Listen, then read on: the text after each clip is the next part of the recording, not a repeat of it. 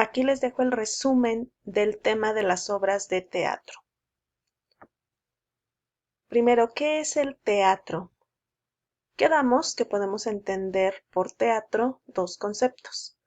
Por una parte es un edificio, el lugar donde se representan obras dramáticas, o sea, obras teatrales, o algún otro espectáculo frente a un público. Y por otra parte es un género literario, así como las novelas, los cuentos, pero este género tiene como característica que consta de obras dialogadas, es decir, que tiene diálogos que se van a representar frente a un público. Van a actuarse. Les platiqué que muchos afirman que el teatro surgió en Egipto, pero quienes se han llevado el crédito han sido los griegos. ¿Por qué? Pues por dos razones. La primera tiene que ver con este personaje del que platicábamos, que se llama Aristóteles, este filósofo griego que habló de muchísimos temas. Habló cosas de lógica, de gramática y por supuesto habló también acerca del teatro. Él creó lo que se conoce como unidades aristotélicas, que son reglas literarias especialmente diseñadas para el teatro. Y son tres: la unidad de acción, la unidad de tiempo y la unidad de lugar. ¿Y a qué se refiere cada una de estas? La unidad de acción se refiere a que la obra de teatro debe contar una sola historia sin desviarse a situaciones secundarias, ¿sí? Por allí platicábamos qué es lo que sucede, por ejemplo, en las películas o en las novelas que nos cuentan situaciones secundarias. Bueno, en el teatro Aristóteles decía que para facilitar las cosas, pues eso no debía ocurrir. La unidad de tiempo se refiere a que la historia sucediera en un tiempo máximo de un día, o sea, sin saltos temporales al pasado o al futuro.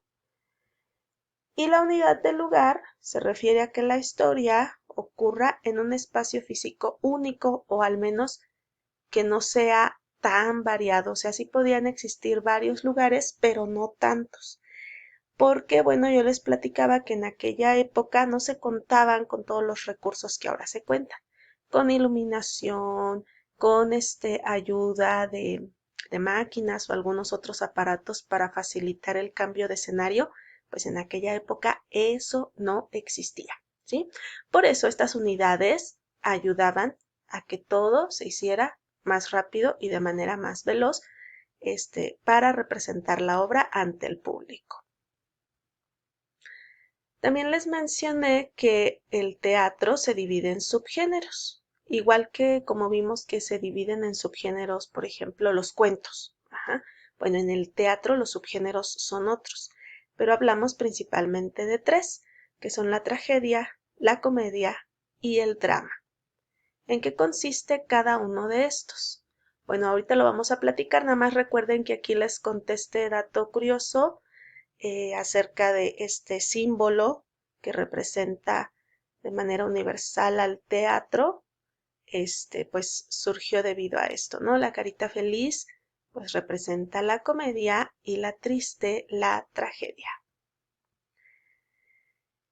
¿En qué cosa consiste la tragedia según los griegos? Y que esa es la otra razón por la cual a ellos se les ha dado el crédito o se les ha reconocido como los impulsores del teatro.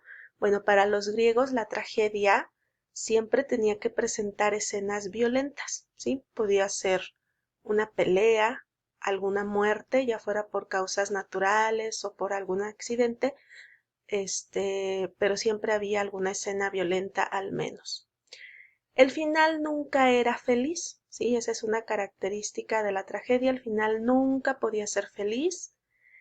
Por tanto, los temas que se representaban en la obra eran serios, el lenguaje es formal, y les platicaba que el vestuario de los actores nunca era muy colorido. Siempre solían utilizar más bien vestuarios oscuros como negro, gris, café, todas esas tonalidades oscuras.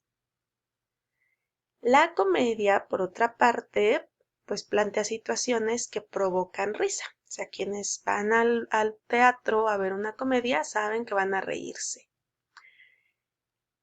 Por eso hay personajes cómicos, al menos uno, mínimo un personaje cómico, y a veces pues hay muchísimos más. En la comedia el público puede reírse de sus propios defectos, es decir, que ahí ve representados los defectos del ser humano. También una característica muy importante de la comedia es que tiene un final feliz. La comedia siempre debía tener un final feliz porque iba acorde a toda la historia que se contaba y que producía risa. Y el vestuario, al contrario de la tragedia, pues solía ser muy colorido. Sí, aquí sí podían utilizar colores como rosa, verde, amarillo, y en la comedia quedamos que no. Los tonos eran más bien oscuros. Finalmente tenemos el drama, que plantea hechos de la vida cotidiana que muchas veces producen preocupación al público. ¿Sí? ¿Cuál es la diferencia con la tragedia? Pues les dije que eran dos principalmente. Por una parte, la tragedia pues sí plantea también situaciones tristes, pero que no se viven de manera cotidiana. Recuerden que quedamos que lo cotidiano es lo que vivimos a diario. ¿Sí? El drama sí, el drama trata de asuntos que cualquiera de nosotros podría vivir en cualquier momento. El drama pues también trata sobre problemas serios, por eso produce preocupación al público. Pero otra diferencia con la tragedia es que en el drama el desenlace de la historia puede ser feliz o puede ser triste, ¿sí? Recuerda que en la tragedia el final solamente puede ser triste, pero en el drama puede ser cualquiera de los dos. Luego vimos qué signos de puntuación se utilizan en las obras de teatro. Por una parte tenemos los dos puntos y a veces en lugar de dos puntos se utiliza el punto y guión. Estos sirven para señalar los diálogos de los personajes. Recuerden que los diálogos son las palabras que dicen los actores. Al escribir una obra de teatro solo hay que usar uno de los dos signos, o sea, o utilizamos los dos puntos o utilizamos el punto y guión. Por ejemplo, aquí tenemos, es el mismo diálogo, el mismo personaje. Fíjense bien que el nombre del personaje para que el actor lo ubique rápido está en letra mayúscula. ¿Sí? En este caso, el personaje es Amelia. Entonces, la persona que represente a Amelia o que vaya a actuar el papel de Amelia, pues rápidamente puede encontrar sus diálogos. Después del nombre del personaje o ponemos dos puntos o ponemos punto y guión.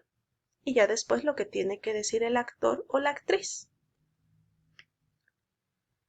Por otra parte tenemos los paréntesis. Esos se utilizan para anotar las acotaciones. ¿Y qué cosas son las acotaciones?